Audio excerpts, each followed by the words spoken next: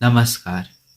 जैसा कि आप जानते हैं, मैं श्री कितुपर्णा शर्मा 20 साल का युवक नौजवान गुवाहाटी असम से। आज मैं आपसे कोई भी राज्य या फिर राष्ट्र युक्तित कोई भी वस्तु कहने को नहीं आया हूँ। आज मैं आपसे एक निजी बात साझा करने को आया हूँ। मैंने कुछ दिन से ली उन बातों पे वाद विवाद करना आरंभ किया है जो राज्य और राष्ट्र हित हो, और कुछ लोगों को इस बात का अनुदय हजम नहीं हो रहा, क्योंकि वो कहते हैं कि मैं स्वार्थी बन चुका हूँ। मैं अपने स्वार्थ के अनुरूप बातें करने लग गया हूँ। अगर राज्य और राष्ट्र का स्वार्थ सोच के अपने मन का बोलना स्वार्थ है और पाप है, तो मैं बड़ा पापी हूँ और मैं सबसे बड़ा स्वार्थी हूँ, और इस स्वार्थ को मैं अपना गर्व समझूंगा। रही बात, आज मैं आप सभी के सामने महाशिव की और भारत के एक राज्य के कुल देव श्री कामाख्या माँ की सलोचना लेते हुए उद्घोष करता हूँ कि आज जब आप मुझे देख रहे हैं, वो 20 साल का केवल युवक है जो आपके सामने राजनीति के बारे में बोलता है, पर भविष्य में यही युवक भारत का एक विशेष राजनेता बन के दिखाएगा।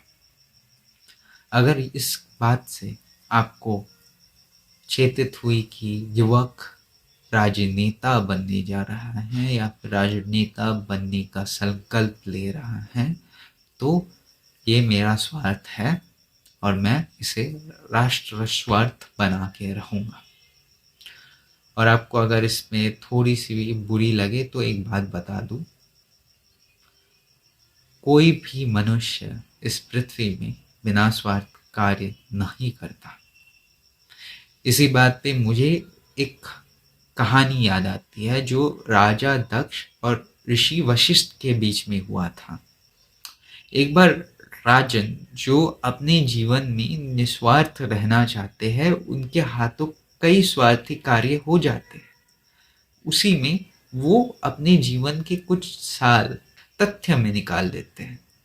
अब बात यह है कि उस समय के ऋषि वशिष्ठ, उन्होंने एक श्लोक कहा था जिसका वाद्य ये था, निस्वार्थ नरपश्याव निस्वार्थ नरपश्याव नागरिक विनश्यते स्वार्थ समाज वृद्धि स्वता लोभी ही प्रगति बहाते। अर्थात एक राजा जो निस्वार्थ होता है, उसकी प्रजा तो ऐसे ही विनाश के मार्ग में चली जाती है, और राज्य का कल्याण स्वार्थ में ही होता है। जिस लोभ को तुम निकारते हो, धुतकारते हो, वही लोभ समाज की प्रगति का कारण भी बनता है, पर उसका दायी एक होना चाहिए कि वो सामाजिक स्वार्थ या फिर व्यक्तिगत स्वार्थ या व्यक्तिगत लोभ से ऊपर हो। जैसे एक व्यक्ति का स्वार्थ समूह के स्वार्थ से निचलतम होता है, वैसे ही एक समाज का स्वार्थ एक समूह के स्वार्थ से बड़ा होता है। वैसे ही राज्य का स्वार्थ उससे ऊपर होता है, और एक राष्ट्र का स्वार्थ इन सभी के ऊपर होता है। और राष्ट्र का स्वार्थ एक राज्य, राजनेता और कार्यकर्ता का धर्म भी होता है। वही राजधर्म है और राजनीति में वही प्रथम कर्म है, और उन्हीं कर्मों के आधार पे मैं अपने आप को राजनेता बनाऊंगा।